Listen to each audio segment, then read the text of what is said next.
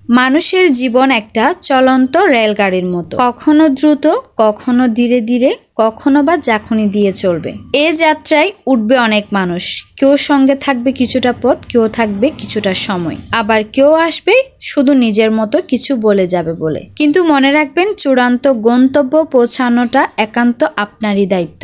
সবাইকে খুশি রাখা কখনোই সম্ভব নয়, তাই সবাইকে বোঝানোর চেষ্টা বৃথা। কেউ আপনার সম্পর্কে ভুল বলে নিজেকে প্রমাণ করতে যাবেন না যে আপনি ভুলই, কারণ যারা আপনাকে ভালোবাসে তারা ব্যাখ্যা চায় না, আর যারা নয় তাদের কাছে আপনার যুক্তিও কিন্তু বৃথা।